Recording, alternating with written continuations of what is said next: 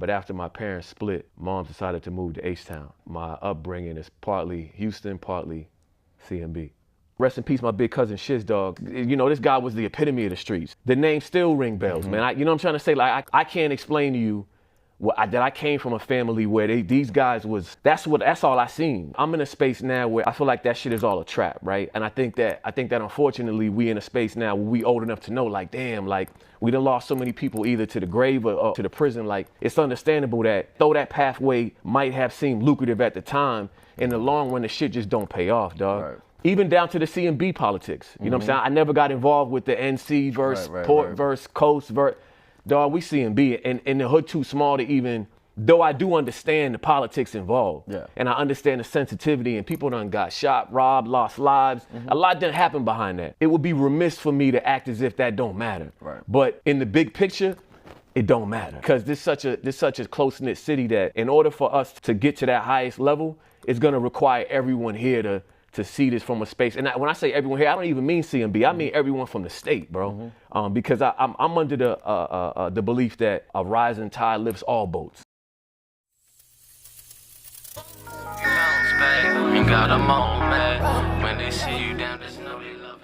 It's my time to shine, running like I'm racing for the gold. It's a shame cause a lot of niggas hating on the low. I guess it's cause they see I'm about to take it round the globe. Do a town so far that you can't pronounce the road. Hey everybody, welcome to the Bounce Back Podcast. I am your host, B. Luke. I got a special guest with me today. Legendary guest, but he can introduce himself better than me. So why don't you tell the people your name, where you're from, and a little bit about yourself. Yes, sir, man. G-Eyez in the building, young EYE as they like to refer to me as, or text for all my C and B heads. Listen, man, Cambridge, Port, Mass, man. I'm in the building, man. And we here to have an amazing time with, you know what I'm saying, with the God B. Luke, man. I appreciate that. So you got the AKA text, right? Talk about that for the people who may not know, man. Originally from here, man, the Port to be exact, Washington Elms, Newtown Court to be specific. That's where generations upon generations of my family have come from. But after my parents split, mom decided to move to H-Town. And so my upbringing is partly Houston, partly CMB. And that's what so the text came from, just that Texas energy. Absolutely. And just having that a part of my roots. You know, it's kind of one of them things where especially in the hood, man, people give you a name. That was that was a name that was given. I didn't at first I used to hate it. Like I ain't from Texas. I'm from the bridge. You know what I mean? But as I started to hear it more, it became like I'm like, okay, yeah, I'm Tex. You know what I'm saying? So, over time it grew on me. But yeah, in the beginning, man, I actually used to hate that shit, man. You know what I mean, you definitely got to own it. I feel like it's with nicknames, it's like once you show people you hate it, they're just going to call you that more. Yeah, you know what I mean? Yeah, that's a fact. That's a fact. So tell the people about the music path and journey that you've been on for those who may not know, man. Yeah, no, absolutely, man. I appreciate the question, man. So, man, started the journey with the squad, man, RAP. Big shout out to Certified G's, big shout out to Jay Carter, big shout out to Richie Stacks, man. I mean, we, came from humble beginnings, man. I'm from the projects, man, and the rest of my camp is. The initial album that everyone kind of grew, some familiarity with me was It's Only the Beginning. That album really is the reason why I have leverage today. You know what I'm saying? If I'm being transparent, man, I think that people like to say that patting yourself on the back may be inappropriate or gassed up, but I know that's one of the best albums to ever come from the city. You know what I'm saying? Like top to bottom, lyrically, production-wise, concept, like, you know what I'm saying? And at that time, I wrote that album in the projects. You know what I'm saying? So that hunger, that feeling that I had, I can't even duplicate. You know what I'm saying? Because I'm just not in that space anymore.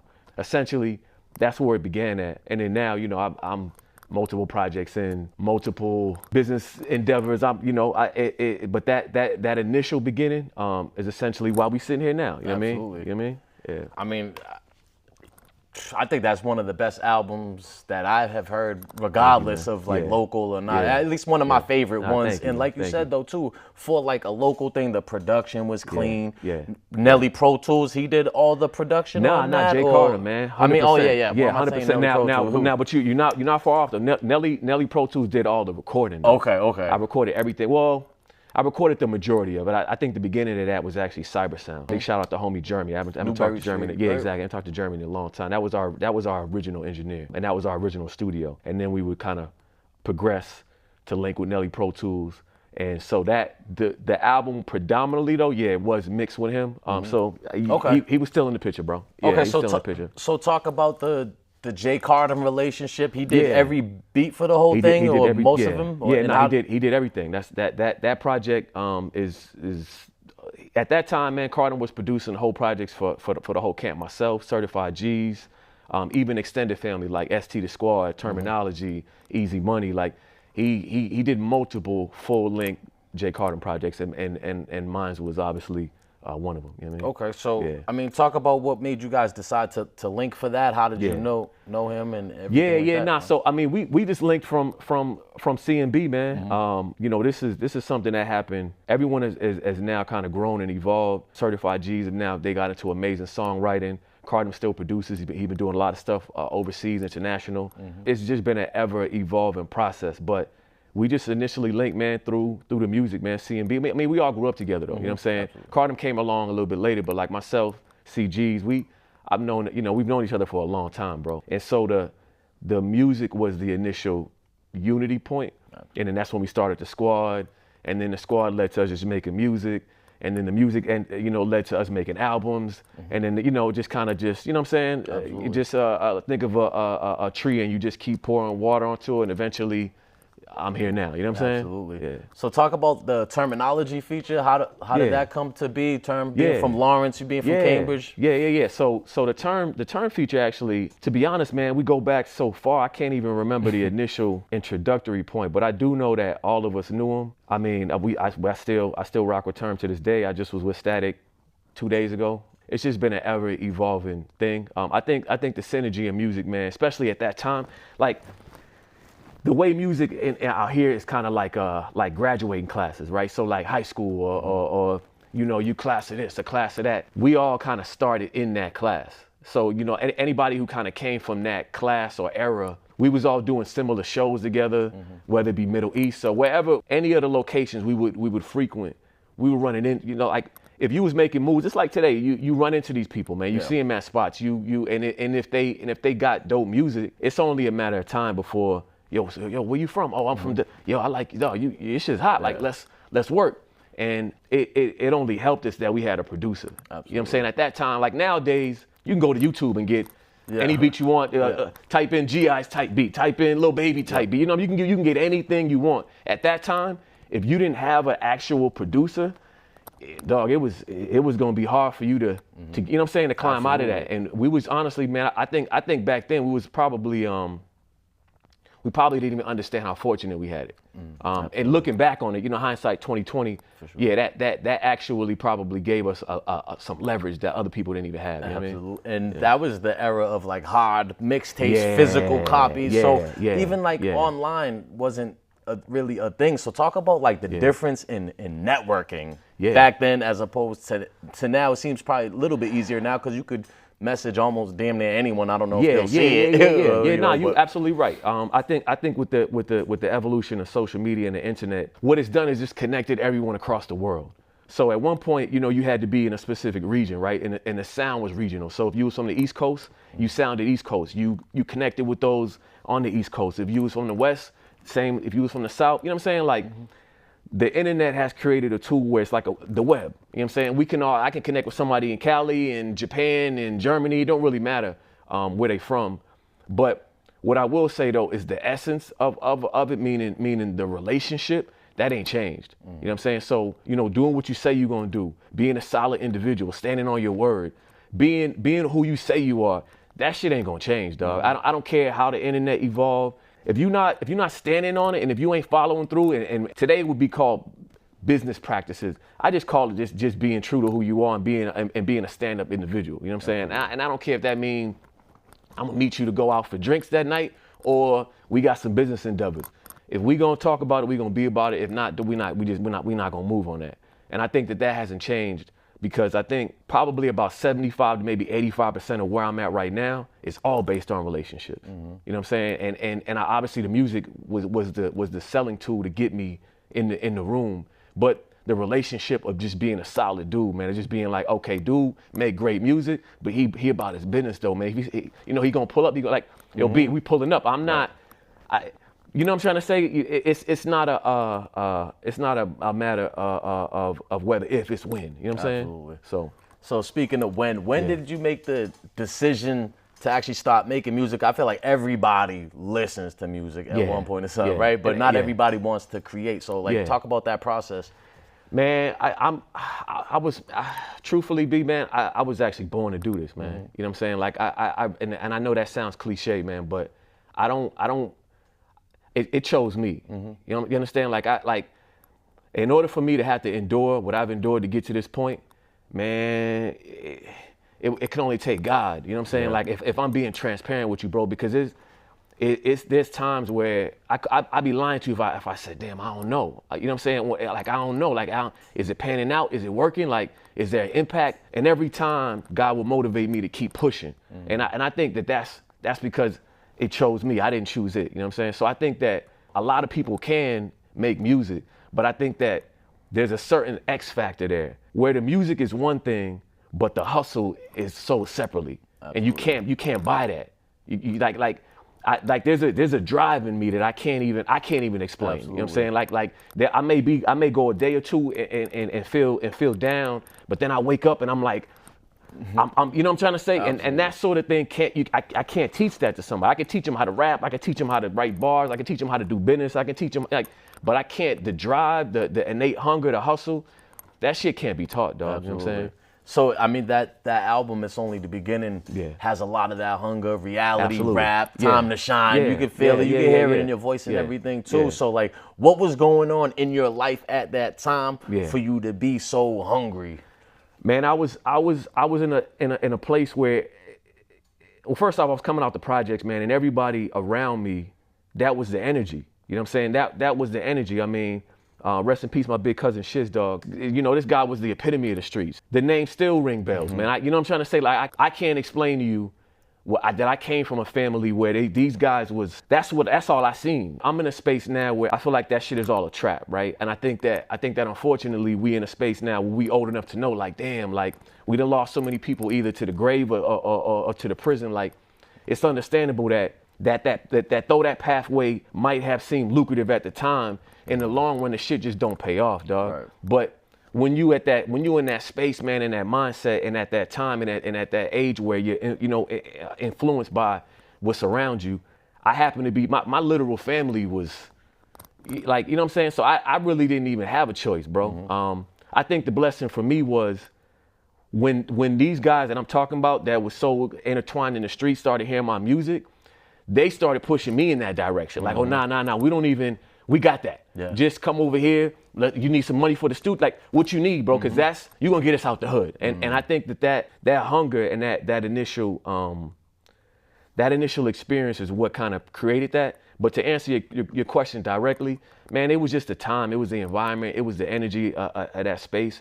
And I don't think that the music would have survived if it was any other way at that time. You had the squad on there, rap squad. Yeah, right? Absolutely. Yeah, so obviously that's important to have the guys, but how important was it to do something with like a terminology from another city in the state? And is that important to reach out with artists from other parts of the state? Not super important, bro. And I hate to cut you off because I wasn't on purpose, but it at that time, as I was mentioning earlier, we was kind of transitioning from that regional, and the internet was just kind of coming into play at that time.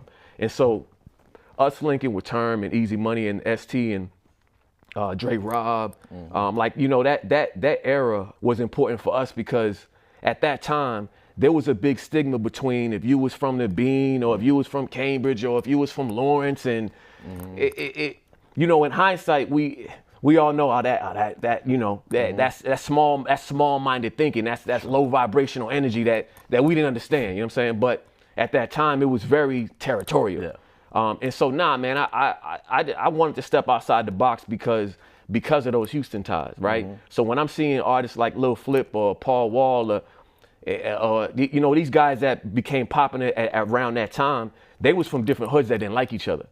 So what people didn't understand about me was I'm influenced by all of these things that's showing me like, oh, okay, I see how you got to do it. You got to tap into these other sides where people might be like, wait, you working with? Nah, I'm working with talent. And if the vibe is good and if the energy is on point, then that's the direction I'm gonna move in. In terms of even down to the C&B politics. You know what I'm saying? I never got involved with the NC versus Port versus Coast versus, dog, we C&B, and the hood too small to even, though I do understand the politics involved. Yeah. And I understand the sensitivity, and people done got shot, robbed, lost lives. A lot didn't happen behind that. So it would be remiss for me to act as if that don't matter. Right. But in the big picture, it don't matter. Right. You know what I'm saying? Because this such a close-knit city that in order for us to get to that highest level, it's gonna require everyone here to see this from a space. And when I say everyone here, I don't even mean C&B. I mean everyone from the state, bro.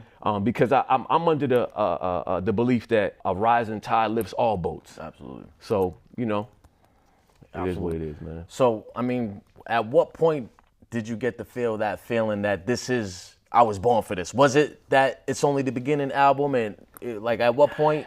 It's Only the Beginning solidified it, man. Yep. I think so early, like my early days was just like, you know, with the squad, man, just freestyling and just, you know, smoking, getting high, drinking, just you know, just vibing, man. And certain of us had just a level of ability that nobody taught me that. You know what I'm saying? So I didn't know how to put words together. You know what I'm saying? I just innately knew it. Yeah. It wasn't, you know what I'm saying? It wasn't like playing ball where you go outside and you go to the terrace and you dribbling around for 45 minutes and you learn how, like, that didn't, you know, there's no school for that. You know what I'm saying? So when I knew, like, oh, okay, you actually got like a skill set here that I don't know where, you know, it's God-given, right? What It's Only the Beginning did, it solidified that, you know, because in any dream or passion that you choose to do, you kind of unsure whether or not it's working until you get the feedback from the people, man. Absolutely. And once I put out It's Only the Beginning and I seen the reaction, I'm like, oh, okay, I'm doing something right here. You know what I'm saying? So that kind of just like solidified it that, you know, you are who you say you are. You know what I'm saying? Sure. And I feel like looking back too, and I always tell people, like, being from Cambridge, I feel like I was kind of spoiled, especially with that era. G-Eyez, we had certified G's, MBS, Millies. You know what I mean? Like, looking back, I mean, how do you feel about that?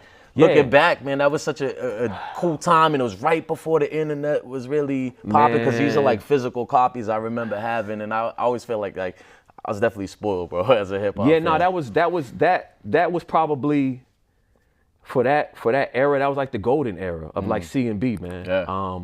You know, to go on and see what everyone you just named has progressed to do. And I want to send a big shout out to V. Listen, man. Listen, Knuckles, man. Raw Vital, V Nux, man. It's nothing but love, man. Hold your head, my brother. We understand it, and we are 1,000% compassionate to what you're going through right now. And I just want to send prayers up to my dog, man. I got a million joints with him, bro. I got like, I can't even express the amount of discontent, man, I feel behind, you know, what he's going through. Now I don't want to go too deep in all. I just wanted to, because you mentioned MBS, I want to take that moment, man, to just show some love, bro. For sure. Yeah, just show some love, For man. sure. So, I mean, that being the golden era, so around this time is around the time I started getting like in trouble with the law, and my story started to go other places. So like, what was the next thing for you after It's Only the Beginning? How long did you push that? Did you start doing more shows? Or what was next? So from there, man, I mean, you know, It's Only the Beginning. Man, I put out multiple joints after that. Trying to think back to like specific, like the chronological order. But yeah, I mean, I did a bunch of shows, put out more projects. Traveled with the gang, man. You know, we was doing Philly. We was doing a lot, bro. You know what I'm saying? We was doing a lot, man. There was a you know, like looking back at it, right? I just had a conversation with Cardum last night, and the conversation had to do with like how much time has passed and how much that we feel like we gonna have a lot of time, bro. Right. And now, like at where we at now, we realizing like, yo, it's the time moves so fast that we gotta appreciate one another, because it's not a guarantee that this is gonna last in the way that it currently is. More importantly, the appreciation for where we came from. You know, at that time we were just in it, but now looking back at it, that it was like legendary, dog. Like that run was unprecedented. You know what I'm saying? Like it's to try to duplicate that would be damn near impossible, bro. But like to look back on it, the memories, the time, the shows, the music, like it's timeless, bro. And you was getting love from the radio, stuff like that too. We had Yeah. 88.9 Yeah, that was doing listen, hip hop man, every night. I was just the Launchpad talking talk about 88.9 to listen, bro. So talk about it. So I just did and I'm not name dropping, man, but I just did an interview this morning, man, with Jammer 94.5, and we happened to speak about 88.9 and the whole. Listen, I want to shout out DJ Kerosene, man, who's in Atlanta now.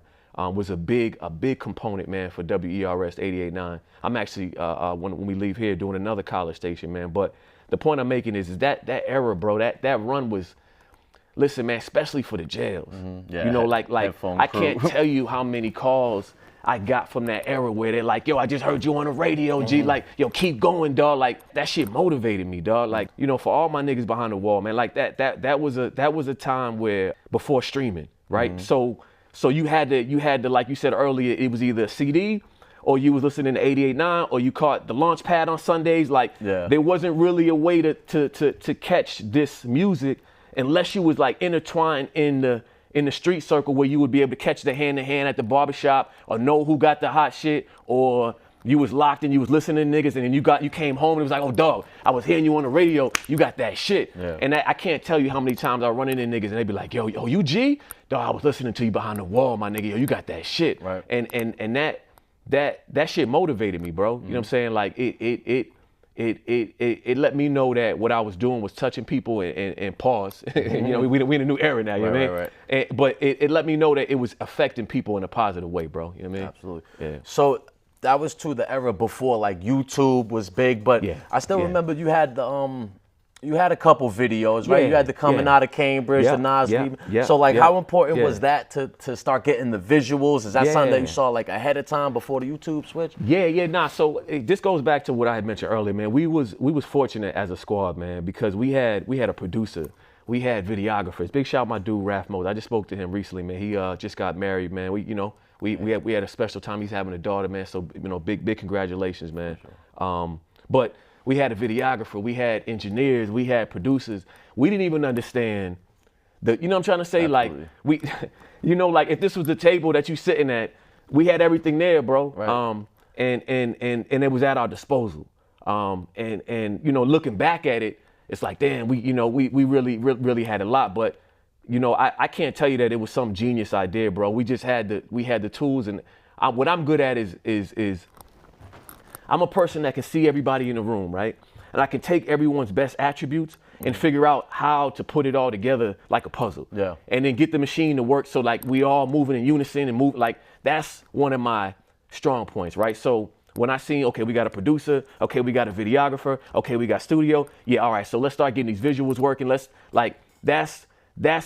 how I, Absolutely. Yeah, you know what I'm saying? I was just about to ask that if that was a thing like that, like this person's already kind of the videographer, this person's make beats, or is it like, yo, I'm gonna rap, you take a camera, you learn how to make beats? It was like kind of like already people doing their own thing. And then you kind of to an extent, to an extent, bro. I think what ends up happening is once the team starts to formulate, the roles start to define themselves. You know what I'm saying? So Carter being the producer was just the natural role he fulfilled. Raph, who I mentioned earlier, was a videographer, but he started as a producer. So, it wasn't even something where he didn't even want to be the video guy. I'm gonna tell you what happened, right? So, and this is his life though. Yep. He wanted to be the producer and engineer, but he had the camera. So that was his way to move with the squad. So what would end up happening is we would need him. So it's like, yo, but you can't play the same role. It's a basketball team. I don't need 17 point guards and 10 centers. I need you to run point. I need you to be the shooting guard. And that's how we operate. That's how we win a chip. You know what I'm saying? We can't all play the same role. So what would happen is, okay, you got the camera. Okay, pull up. You gonna shoot. Okay, he's the rapper. Okay, we got the producer. And that's a team. Yeah. And yeah, of course, everyone don't want to fulfill certain roles at certain times, but what you chosen for don't necessarily you don't always agree with, bro. Absolutely. But in order for in order for us to win as a unit, everyone had to fulfill their position, and that's essentially what happened at that time. You know what I mean? So talk about what happens and where do things start to change when like MySpace comes around, Facebook, social media, the birth of that, and what that meant to music and how things change. Listen, man. First off, I want to say thank you, bro. And I know I'm going left on you, but this platform, man, is important because I think what you touching on, bro, is an era where I have not been able to speak on camera about. And I think that it's amazing that everyone, I'm doing interviews now and they want to know what I got going on now and what's popping next and what's happening tomorrow and what I'm doing next year. And all that's amazing, right? Yeah. Because people want to see what you're doing and what you got going on so that, it looks like it's lit, right? But I think what you touching on is the roots of what this city was built on, of what our unit was built on, but also where the common thread and anybody that's trying to hustle to get to somewhere is, right? So it's building and starting from the ground up and getting to that next, I'm trying to say, to that next plateau. So I got sidetracked. I want you to repeat the question, but I just want to say, because the questions you asking me, bro, I haven't been asked before. So I was asking pretty much how things started to change in the direction maybe you started to go with when social media became a thing, MySpace, Facebook, and that evolution. Yeah, so I think that was the beginning of streaming. Although it wasn't considered a streaming platform, I think so. At that, another team member we had at the time, shout out to homie G-Eyez, that was our MySpace guy. We had the littest MySpace there was, right? So another person on the team that didn't even want to do that. He wanted to. He had other visions and goals and dreams he wanted to do, but he happened to be the guy who was good at graphic design and good at So that changed the game because it shifted the perspective from consuming the content from a disc or watching MTV or listening to the radio to being able to turn on your computer and go to MySpace and click on a picture and seeing somebody's profile and listening to their music and then listening to the video. That was the game changer, bro. That's where it shifted at. Yeah, that's where your reach went from like a local reach, because it's only even like if you're on the radio, it's 88.9, 94.5, right? It's still local, and that's top notch. To like a global reach with MySpace and Facebook, man. So I mean, how did that work for you? Did you start to find yourself getting fans from all over the world, bro? Or like talk about that. When I tell you at one point, and I'm not gassing you, dog. At one point, I had the littest MySpace probably in the world, bro. And I can't take no credit for it. I got to give all the credit to the homie Nels, but I don't think there was he was years ahead of his time with what he was doing with that page. So what I ended up seeing like 3, 4, 5 years later was MySpace ended up taking the prototype of what we did, bro.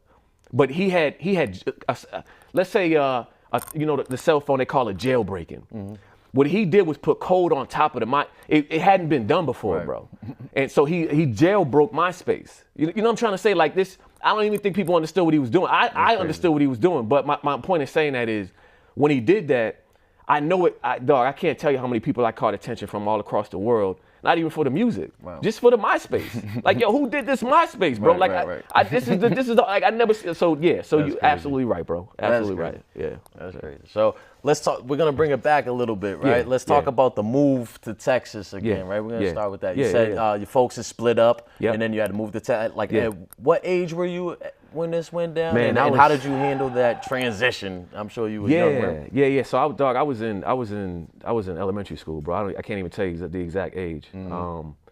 But I left around elementary school, but I would come back and forth every summer. So my whole family is here. My whole family is so my story kind of like to bring up to speed on like my Boston or C&B or just Mass side in general. My mom's side of the family is from the Port. My pop's side is from Roxbury. So this is essentially where my entire family is. The H-Town move was just Mom Duke saying, I want something different. You know what I'm saying? I want something. I want to change. But what would end up happening is, once we moved, I would come out here every summer. So you could kind of say I was moving in both. Yeah. You know what I'm saying? I was kind of moving on both sides, bro. I was influenced by both cultures, both sets of music.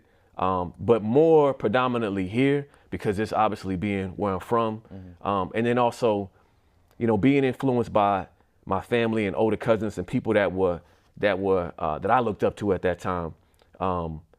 This was the Mecca, man. And at that time, man, the East Coast was on top, dog. You know what I'm saying? So, when I'm going to Houston, they like, oh, you listen to Nas and Jay-Z and Wu-Tang, and I'm like, yeah, fam, yeah, like, you know what I'm saying? But, at that time we was doing boot camp, click. It was like, we was going deep into it. But they didn't, a lot of them guys, they don't, they knew the surface level individuals. But at the same time, in Houston, I'm listening to DJ Screw before it would become the popular sipping lean, and that culture would become the popular. Before the Lil Flips and Paul Walls and these guys would become the superstars they were. I'm listening to these guys the same way y'all was jamming the G-Eyez mixtape before it would become what it became. You know what I'm saying?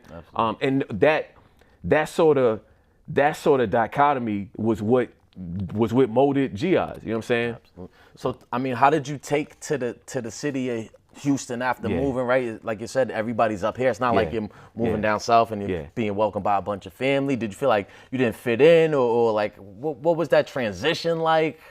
Talk a little bit about that. Yeah, it was a culture shock. You know what I'm saying? At first, man, because it's a totally different way of life, and the energy there. Obviously we old enough now to understand energy, and certain cities carry a certain charisma to it, certain flair to it.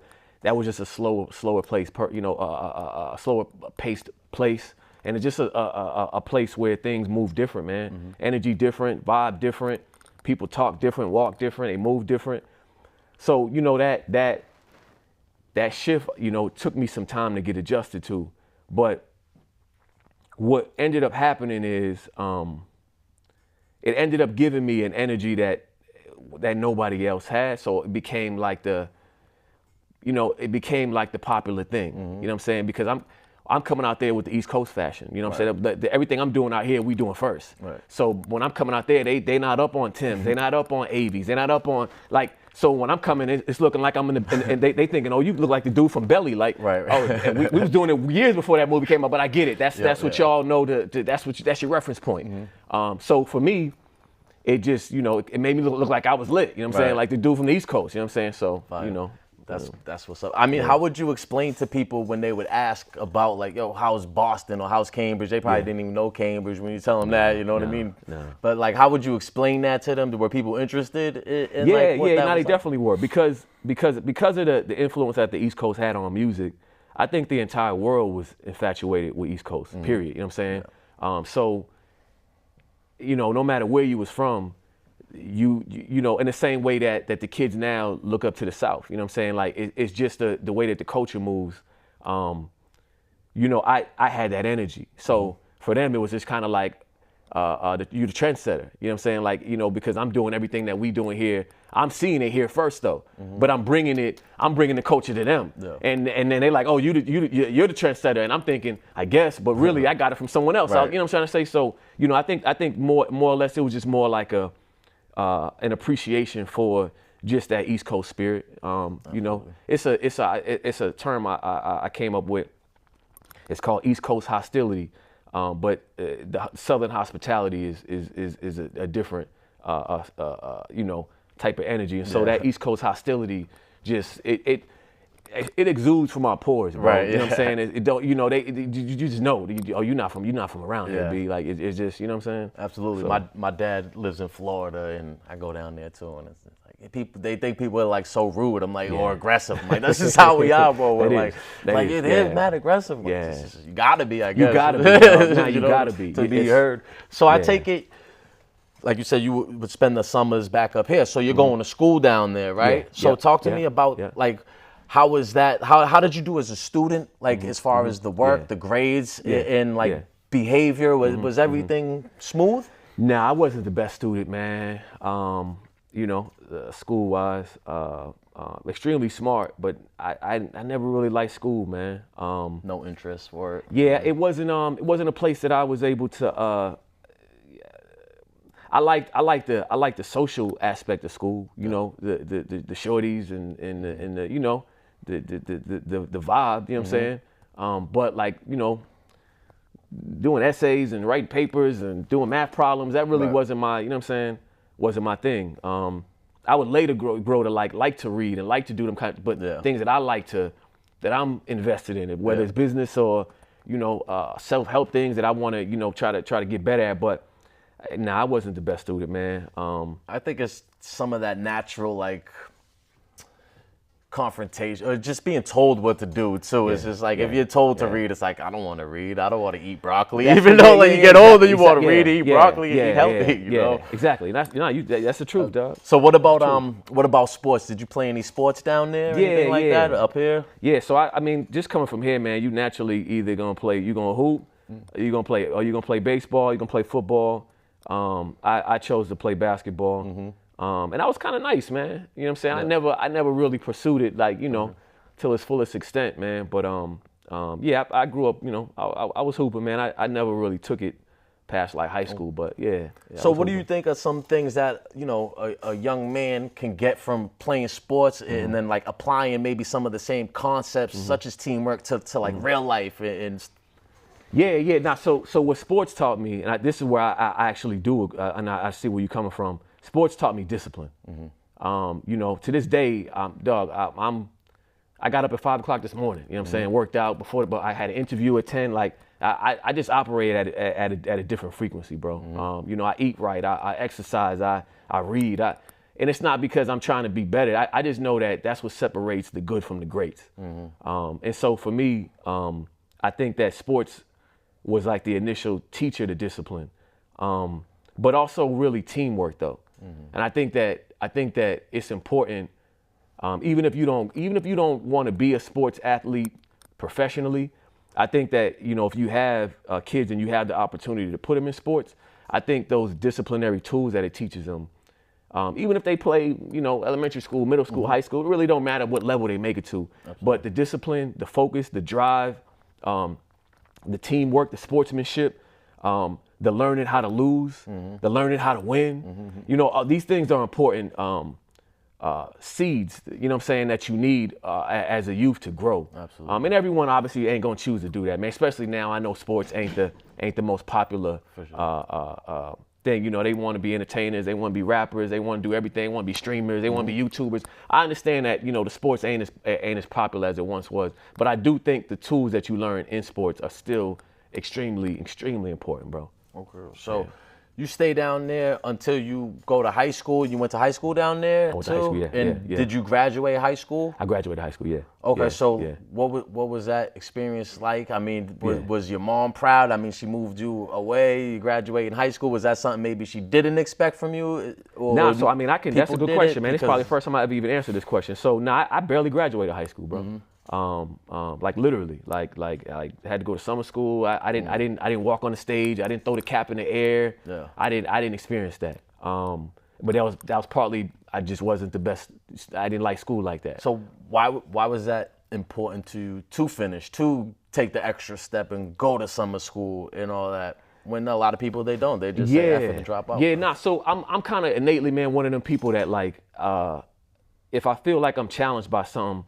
I gotta figure out a way to get around it. So if it's like a hurdle for me, and it's something that's like, I feel like it's something that I'm doing. It's a roadblock. I gotta figure out how. I gotta figure it out like a Rubik's cube. You know what I'm saying? So like high school was something I ain't really like school, man. But I knew that it was something that I didn't like. So I gotta figure out how to. It's more of a roadblock mentality. You know what I'm saying? I got to figure out how to get around this roadblock. You know what I mean? So just barely graduating high school. Yeah. What was next for you after high school? So I did go to college, dropped out of college. I only did a couple semesters of college. Big shout out Fisher College, you know what I'm saying? But I tried the college thing. I think, man, for me, college was more, I did it because when you graduate high school, that's the direction they pushing you in. Yeah. Oh, what school you going to? What you gonna do when you grow up? Right. What it's that sort of energy. My bad, B. No. It's that sort of energy about what you want to do. So I think that was more me being influenced by the culture of the educational culture about you graduate high school. Naturally, the next step is to go to college, right?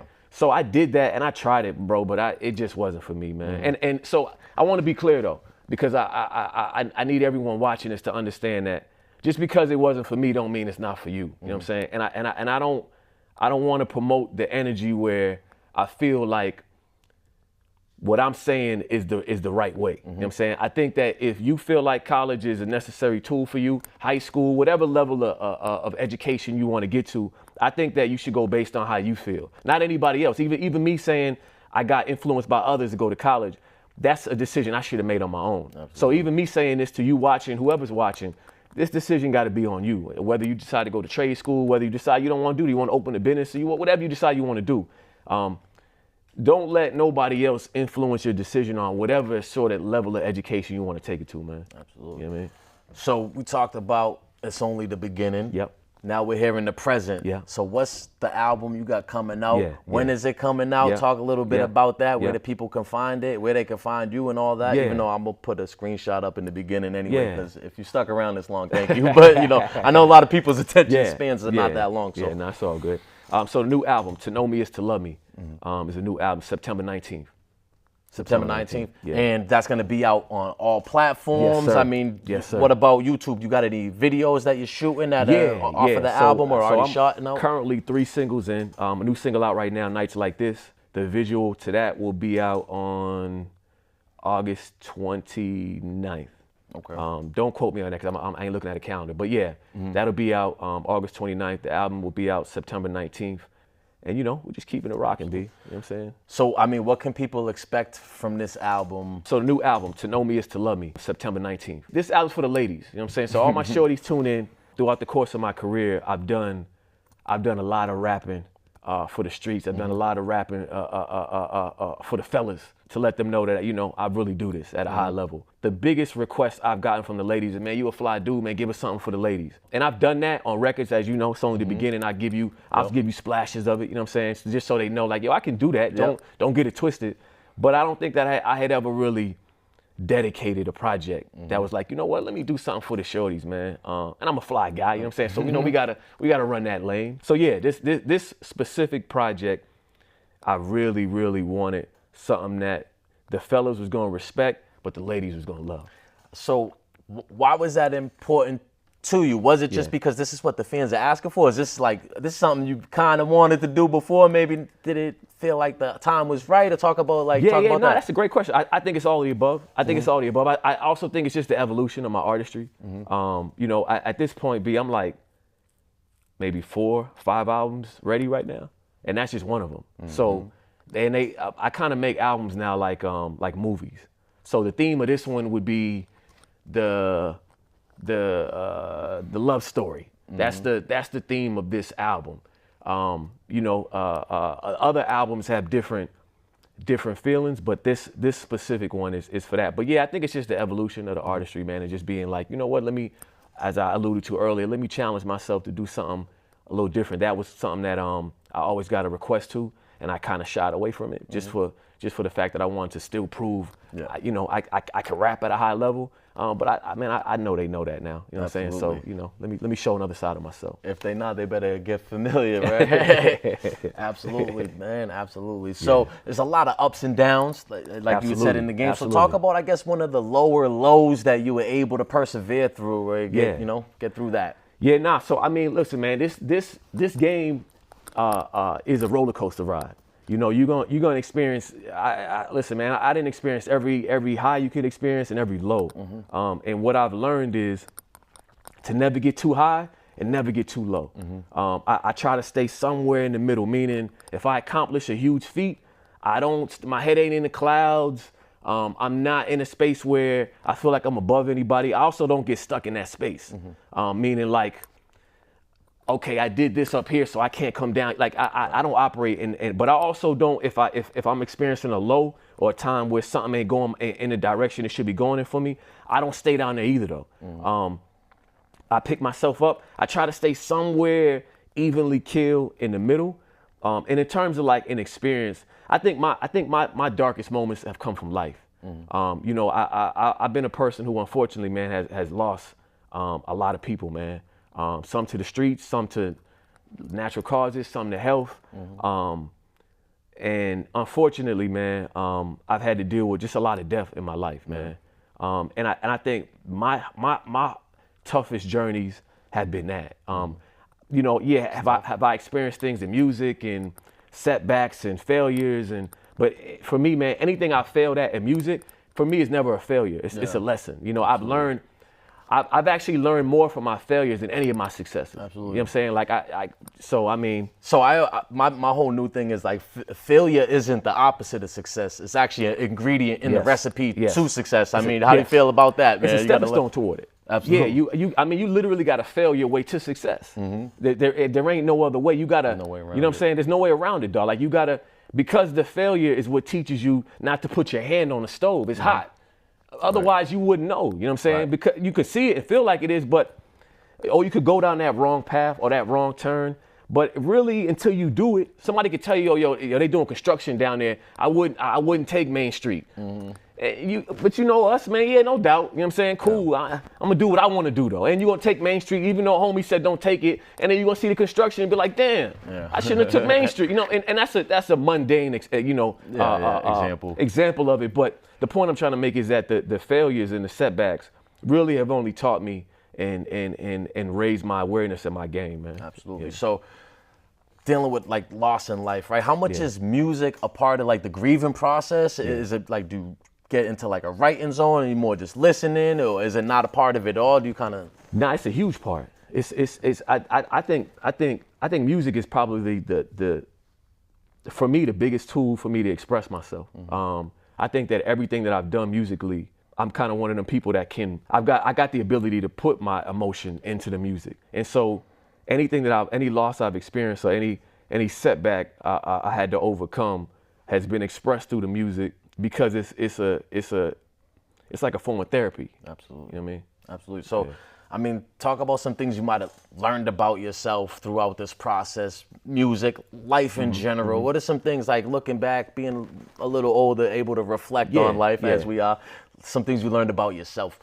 Man, what I learned about myself is my level of perseverance is like, it's like second to none. You know, that innate engine that I mentioned to you that's inside of me, that continues to just get me to keep pushing to try to get to the next level. I surprise myself, you know what I'm saying? I'd be lying to you if I told you there ain't days where I'm like I said earlier, I don't know, is it working? Is it not working? But again, you know what I'm saying? There's like a flame inside that, like, I can't settle. You know what I'm saying? So even like I mentioned to you earlier, to get too high, get too low thing, even when I accomplish something that's on a high level, I gotta, what's next? You know what I'm saying? Exactly. Or even when I stumble and fall, and it may take me some time to reflect and figure out, all right, I made a wrong turn, or I made a wrong move. It's time for me to figure out where I made the mistake at. I don't stay too low, and I utilize that as energy to be able to pick myself up and keep pushing forward, man. Cool. So I want to talk about that conversation you have with yourself when these doubts come in, right? And it's like, maybe this ain't it. Maybe I'm not gonna do it. Like, what's your mental rebuttal to yourself? Like, nah, you a G, you got this. Or like, how's that going? Do you have like things you might use to kind of reinforce, like, you look in the mirror, positive affirmations? What's that mental conversation with yourself like when those doubts do arise? Because, you know, everybody, I'm sure, gets them. Yeah, nah, it's prayer, man. Prayer. It's prayer. It's God, man. Listen, man. If you under the belief that God ain't real, man, I feel bad for you. You know what I'm saying? And that's not to shame anybody. You know what I'm saying? Because I know people going through different things in life. Lost, yeah. What I mean by that is a tool of motivation to explain that, like, anytime I felt like I was down, I pray and God will show me a way. More importantly, God, what I learned with God is he gonna leave you breadcrumbs in the direction you should be going. So even if I feel like what I'm doing I don't know if I'm doing the right thing, there'll be a little something right ahead of me. Here, take this little, and okay, yeah, I'll take it. And then I go take the little breadcrumb, and then he dropped three more ahead of me. Like, so that's always like, it's all prayer, man. It's all God. I'm not here to, go preach on it, man. It's not that. It's just that I think that this is an important tool that without I think it's close to impossible to get where you're trying to get. Absolutely. I'm glad you said that, because that was my next question, because you had mentioned God earlier. Yeah. And I like to bring it up because, I don't know, for some reason there's a stigma attached to God, and people are like ashamed or feel weird to talk about it. And I don't think it should be that way. You know what I mean? I think there's a lot of evil in this world, and the more God, the better. Whatever your God is, you know what I mean? The more, if you're leaning that way, I'm all for it, man. I mean, how do you feel about how did you get into God? Was like church? Was that something that like you did with your parents growing up, or was it just the journey of life? Talk about that. Man. So I really have been blessed, man. I got to give all the credit to my great grandmother, my grandmother, my mom's. Big shout out C&B, man. Union Baptist, we in the building, man. For anybody who know where that's at, man, pop out, pull up, man. We in the building.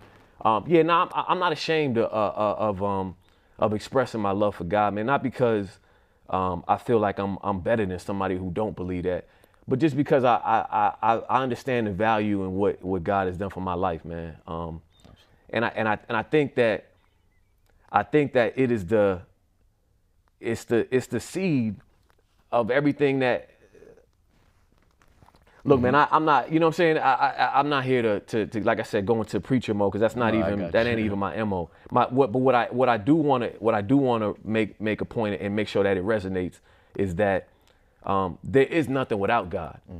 And like you said, it don't matter if you Christian, Muslim, Buddhist, Jewish.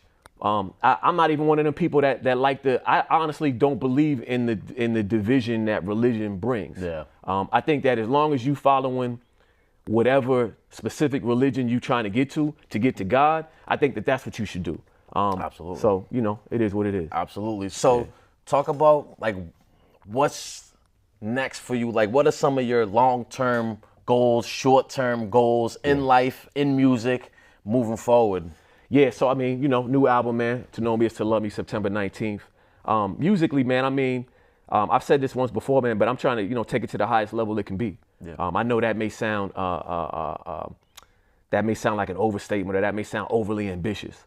But I'm a firm believer that if you don't aim for I'm not one of them people that like to I can't be regular. I just can't. I can't settle for regular. And even if that's where God put me at, if I don't aim to be at the highest level, then there's no way I could even attain it. You know what I'm saying? So as long as I can aim for that, then wherever I may land, that's what God had planned for me. You know what I'm saying? Absolutely. I mean, do you have a specific way to measure that, or for you to tell you? Because it seems like no matter where you go, it's always going to be like a higher level to get to. I mean, talk a little bit about the expectations for yourself, if there's a specific 1 million subscribers on YouTube. You know what I mean? Talk about that. Or I mean, I think you're right. But I think you touched on something that I think that's a human characteristic that we all, it's never enough, right? You get $1 million, you want 10 million. You get 10 million, you want 50. You get 50 million, you want 100. You get 100 million, you want $1 billion. Right? So I'd be lying to you if I told you an answer, bro. Okay. I think that, but I do think that always setting a new goal for myself will continue to be something that I do. Okay. Yeah. So let's talk about the publishing side of things, right? You go on your Instagram, you got CMB Publishing, it's right there. So why don't you talk a little bit about that and what does that even mean as far as publishing? I know books get published, and how does it relate to music? Great question, I guess, man. Break down the lingo for me. So CMB Publishing, man, is a publishing company I started back in 2018. It's essentially, doing stuff for film and TV. Anything that involves, when you're turning on anything from SportsCenter to Netflix to VH1 to MTV, I've got over 150 film and TV placements. It wasn't something that was a genius idea, though, B. It was something that opportunity kind of presented itself, and I took the opportunity. But I'm, like I mentioned to you earlier, I'm one of the people that got to figure out how to take it to that next level. So for me, the next level was the publishing company. I got to figure out how to do this on my own. I got to figure out how to make this work where I can put me and the rest of my guys on. So I'm big on if I eat, then we all eat. If I can open the door, then we all get in. You know what I mean? And so, it ain't no big strike of lightning or no. You know what I'm saying? It's just really learning and understanding opportunities that present themselves, and then figuring out how to make it work. Okay. Yeah. Absolutely. So talk about your process as far as like features? Are you selective with who you do features with? I mean, what does that look like? Is it just got to be people you know, or like talk about that? It varies, bro. You know what I'm saying? Sometimes it's somebody I know. Sometimes it's one of the homies put me on. Yo, I got this artist that's dope. You might want to connect.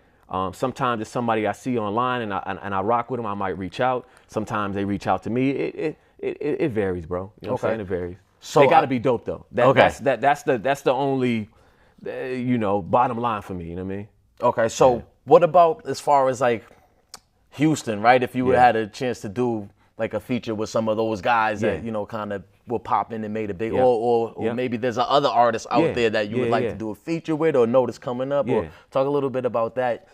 So, it's a great question. So actually, I do have a dope feature on the new album. My homie Tim Ned, Loud Music, producer, dope artist. We did a real dope record on that on it called Easy. But yeah, man, H-Town, there's a lot of artists. I mean, any of your legacy artists from Lil Flip to Slim Thug to Paul Wall to Lil Kiki, any one of the H-Town artists, always open to work with. Anybody from CMB, man, always open to work with. Anybody from the Bean in general, always open to work with. I'm not really one of them people that's too Hollywood to work, bro. I'm big on great music and respect. Absolutely. So, you know what I'm saying? As long as we got those common threads, I'm good, bro. Okay, talk a little bit about any upcoming shows you might have. Is that something you plan tour? I mean, you're doing Texas, you're doing things out here. Talk about how you split your time too. Absolutely. So right now I'm doing spot dates in terms of shows. I do have I'm doing a pre-album release event, which you're more than welcome and invited to come to next Tuesday, August 26th. Okay. It's gonna be at a private location. I'll hit you with all the details. I'm gonna be playing the album. There's gonna be a bunch of media there. Hell yeah. That's the purpose of it, is to play it for the media.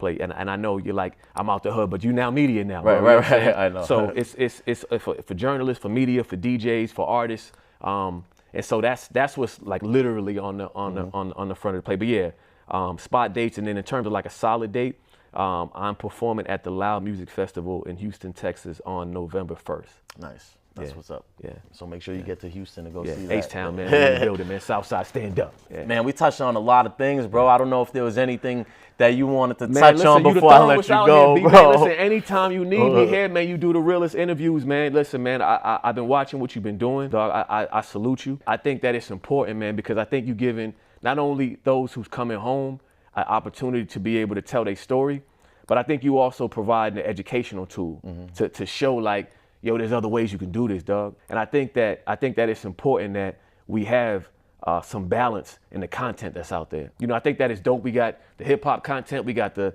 salacious, everyone dissing each other content. The space you feel is unique, bro. And I don't think there's nobody who's doing what you're doing, bro. I appreciate that. And I think, I think that this is this gonna go to the moon, bro. Yeah, and just don't forget about your boy, man. I need a spot on the red couch. Never that, bro. Man. So there it is, G-Eyez, B. Luke, the Bounce Back Podcast, CMB. Yes, remember, it is what it is. What's next is what you make it. On that note, we out of here. Peace. Yes, sir. Bounce back, you got a moment. When they see you down, just know they love it.